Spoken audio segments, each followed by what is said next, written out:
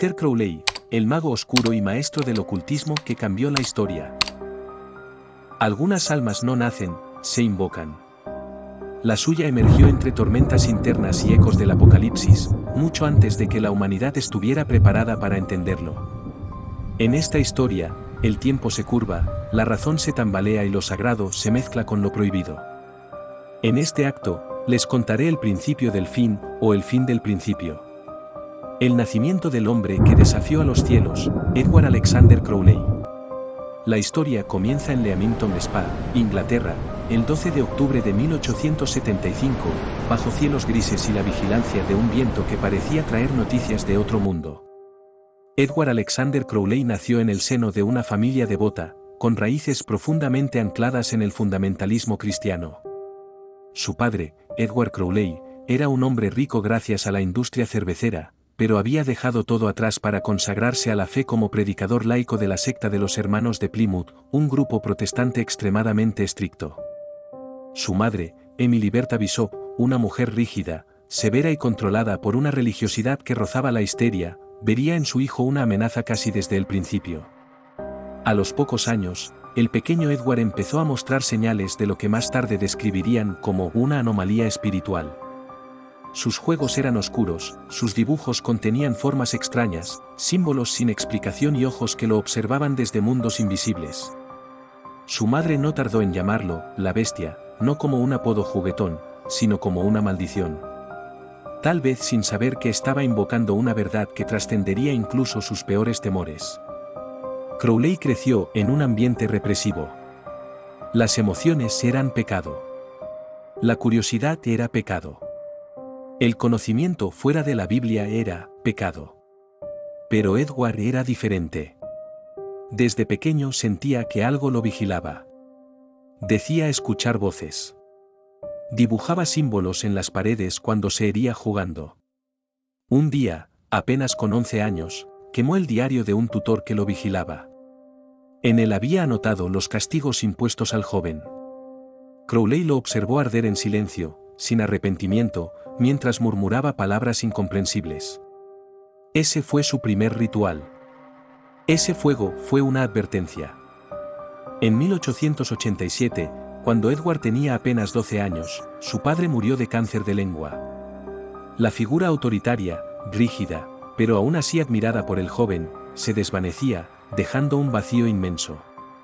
Para Crowley, ese momento marcó un antes y un después. Lo que quedaba era su madre y un entorno de represión religiosa aún más duro. El adolescente se volvió cruel con los animales, golpeaba a otros niños, experimentaba con hierbas, extraños brebajes y libros prohibidos que encontraba en bibliotecas olvidadas. El niño maldito empezaba a despertar. Pero más allá del caos, había método. Crowley comenzaba a comprender que su mundo interior era vasto, y que su voluntad podía modelar la realidad. En 1895, ingresó en el Trinity College de Cambridge, donde por primera vez encontró un entorno en el que podía moverse con más libertad intelectual. Estudió filosofía, literatura y matemáticas, pero su verdadera pasión era otra, el misticismo. Fue allí donde descubrió los textos de Eliphas Levi, Paracelso, Cornelio Agrippa y otros magos del pasado. Comenzó a leer sobre alquimia, cábala, astrología, tantra, gnosticismo. Fue también en Cambridge donde adoptó por primera vez el nombre Aleister, dejando atrás el nombre de nacimiento. Edward le recordaba a su padre. Alexander era demasiado común. Aleister, en cambio, tenía fuerza, misterio y musicalidad. Era un nombre digno de un mago. A los 21 años, Crowley realizó su primer ritual formal de invocación. Lo hizo en una antigua cabaña escocesa, aislado del mundo. Quería contactar a su santo ángel guardián, una figura esotérica mencionada en textos herméticos como mediador entre lo humano y lo divino. La cabaña se llenó de moscas muertas. La temperatura bajó sin razón aparente. Dijo haber sentido una presencia que lo observaba con ojos que no eran de este mundo. Nunca contó del todo lo que vio. Solo escribió. Desde esa noche, ya no fui un hombre, fui un camino abierto hacia otros planos. En 1898, Crowley fue iniciado en la Hermetic Order of the Golden Dawn, una de las sociedades ocultistas más influyentes de la época. Allí estudió con figuras como Samuel Liddell MacGregor Maces. Aprendió los sistemas mágicos de la Cábala, los rituales egipcios, la invocación angélica y la meditación astral. Pero su carácter egocéntrico, sus excesos de todo tipo y su constante deseo de poder generaron fricciones. Finalmente fue expulsado tras una disputa interna con Maces. Crowley no se inmutó. Dijo: si no me quieren en sus templos, entonces construiré uno que los consuma a todos. Hay lugares que no solo están llenos de historia, sino de ecos invisibles. El Cairo, 1904. Una ciudad suspendida entre el polvo del tiempo y las grietas del más allá. Fue allí, entre templos milenarios, ruinas y una atmósfera que parecía fuera del calendario humano, donde el destino de Aleister Crowley dio un viraje que rozó lo impensable. Crowley había llegado a Egipto en compañía de su nueva esposa, Rose Edith Kelly. El matrimonio no fue precisamente por amor, pero como casi todo en la vida de Crowley, incluso ese acto mundano escondía capas de propósito oculto. Estaban alojados en el hotel cercano al Museo de Antigüedades, en el corazón de El Cairo. Crowley, como era costumbre, intentó impresionar a Rose con rituales de invocación tomados del grimorio medieval La Goetia para entretener a su joven esposa. Pero entonces, Rose entró en trance. Comenzó a murmurar cosas incoherentes. Decía que ellos esperaban, que él venía y que debía escucharlo. Crowley, sorprendido, no supo cómo reaccionar. Intentó detener el ritual. Pero los ojos de Rose ya no le pertenecían. Ella susurró un nombre: Or-Par-Kraat, el dios egipcio del silencio. Llevó a Rose al museo egipcio con la esperanza de que le señalara al supuesto ser que le hablaba. Pasaron sala tras sala hasta que, de pronto, Rose se detuvo frente a una estela conocida como la Estela de la Revelación. La estela representaba al dios Horus, el dios halcón, el vengador de Osiris. Rose dijo con voz firme: «Él es quien te llama». Crowley no sabía si estaba frente a una locura o a una epifanía. Pero algo dentro de él, una vibración oscura e indescriptible, le dijo que escuchara. Y así comenzaron los 3 días que lo cambiarían todo. Crowley se encerró en una habitación del apartamento de El Cairo. Durante 3 días, escribió como en trance. Su caligrafía era diferente, su mente completamente lúcida, pero sentía que cada palabra le era dictada con precisión cósmica. El resultado fue el libro de la ley, Liberal Bell Legis. Un texto breve, caótico, poético, cargado de símbolos y afirmaciones que escandalizarían a cualquier moralista. Haz tu voluntad será toda la ley. El amor es la ley, amor bajo la voluntad. La religión que nació de ese texto sería llamada Telema. Crowley pasó los años siguientes escribiendo comentarios sobre el libro de la ley, reescribiéndolo y moldeando sus enseñanzas según sus propios impulsos. Telema no era una doctrina rígida. Era, en esencia, una incitación a descubrir el propio camino. Pero bajo esa consigna, Crowley legitimaba también sus excesos. Fundó la Astrum Argentum, una nueva orden esotérica con grados iniciáticos y rituales tomados de múltiples fuentes: Kabbalah, yoga, alquimia, tantra, masonería, gnosticismo y la ciencia moderna. Para algunos era liberación. Para otros, libertinaje con disfraz filosófico. Crowley fue expulsado de múltiples países por prácticas escandalosas. Enfrentó juicios, persecuciones, ruinas económicas. Pero nunca dejó de proclamarse profeta. En su visión, el cristianismo era una mentira impuesta por la esclavitud del pasado. El hombre debía elevarse por encima del bien y el mal. El alma debía expandirse a través del dolor, el éxtasis y la magia. He escuchado a muchos hablar de él como un demonio. Otros lo veneran como iluminado. Pero hay algo que no puede negarse. Crowley abrió puertas.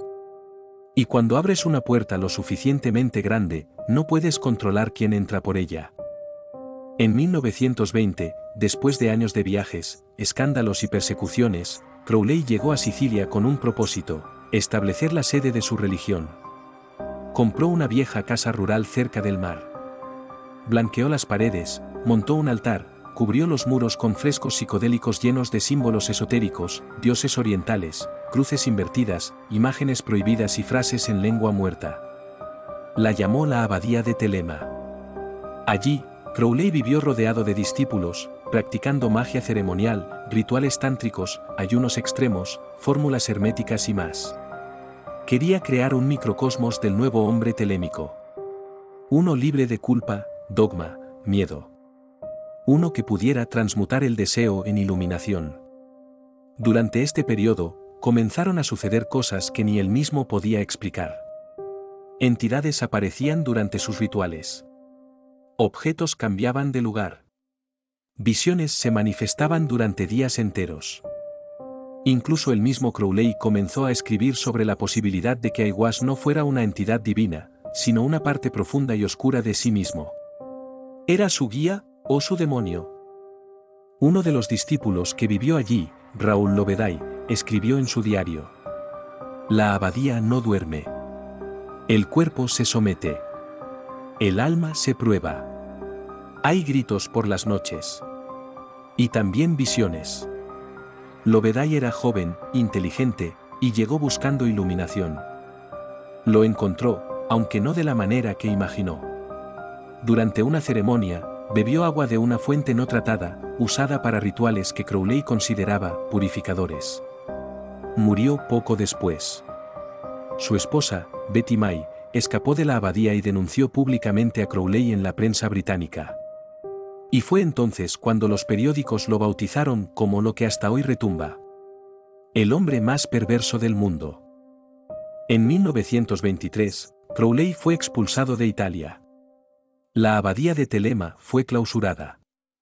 Las paredes fueron blanqueadas, los símbolos borrados. El templo de la nueva era fue silenciado por decreto.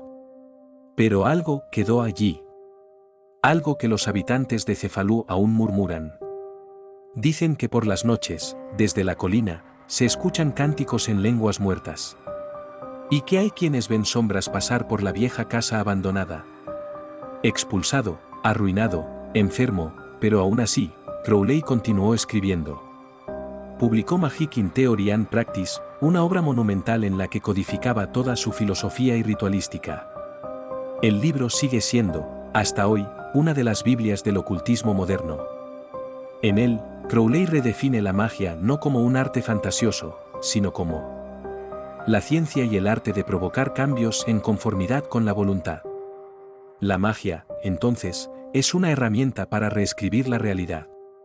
Para provocar terremotos en el alma. Para nacer de nuevo, o destruirse por completo. Nunca supe si la abadía fue realmente un infierno, o una puerta al paraíso mal entendido. Lo que sí sé es que las cosas que se abren, no siempre se pueden cerrar. Vi una vez un manuscrito que nadie más ha visto. Lo encontré en una grieta de la piedra. Decía: el universo es un juego. La conciencia es el jugador. Y el alma es la ficha. Y firmaba: AC. Pero todo imperio, incluso el de lo invisible, conoce el desgaste. Crowley no fue una excepción. Después de Cefalú, vino el exilio, el desprecio, la ruina. Aún así, en las grietas de la decadencia, brillaba una chispa. La chispa de un fuego que él mismo había encendido. Y que ni el tiempo ni el olvido pudieron extinguir. Antes de morir, Crowley dejó instrucciones específicas. Quería que en su funeral se leyeran fragmentos de su poema Jim Topan. Un texto ardiente, invocador, casi salvaje. Y así se hizo. Cuando murió, el 1 de diciembre de 1947, pocos lo acompañaron. El sacerdote que oficiaba su entierro abandonó la ceremonia, escandalizado por el contenido de los versos. La prensa lo llamó el Black Mass funeral. Sus últimas palabras, según su médico, fueron: a veces, me odio a mí mismo. aunque otros afirman que dijo simplemente: «Estoy perplejo». Y quizás ese fue su mayor acto de honestidad. No un final glorioso, sino una duda sin resolver. Sus cenizas fueron enviadas a América, donde desaparecieron bajo circunstancias aún poco claras. Algunos creen que están enterradas bajo un templo oculto. Otros, que fueron esparcidas en un ritual secreto. Lo cierto es que su influencia se convirtió en algo etéreo, como las entidades que invocaba. Crowley pasó de ser un paria a un mito. Hoy, su figura sigue dividiendo. ¿Fue un visionario o un loco? ¿Un adelantado o un impostor? ¿Un verdadero iniciado o un actor en su propia obra de teatro? Muchos de sus escritos siguen en estudio. Su obra El Libro de la Ley continúa siendo leída, analizada, reinterpretada. Y cada cierto tiempo, una nueva generación de buscadores lo redescubre. Tal vez porque Crowley no hablaba solo del ocultismo, sino del alma humana, de su abismo, de su fuego, de su derecho a crear su propia ley. Oscuras. Haz tu voluntad, será toda la ley. Crowley atrajo mentes inquietas. Uno de ellos fue Jack Parsons, pionero de los cohetes de la NASA, miembro de la Ordo Templi Orientis, la orden que Crowley lideró. En sus rituales invocaba entidades siguiendo los textos de Crowley. También influyó en Gerald Gardner, considerado el padre de la Wicca moderna. Y en artistas, poetas y músicos de generaciones posteriores como David Bowie, quien lo mencionó en su álbum Hunky Dory. Bandas como Iron Maiden y Ozzy Osbourne invocaron su nombre en canciones. Crowley se convirtió en ícono cultural. ¿Qué piensas de Aleister Crowley? ¿Era un visionario, un farsante o algo más profundo? Déjalo en los comentarios. Si te gustó, dale like, suscríbete y activa la campanita para que puedas disfrutar de más vídeos como este.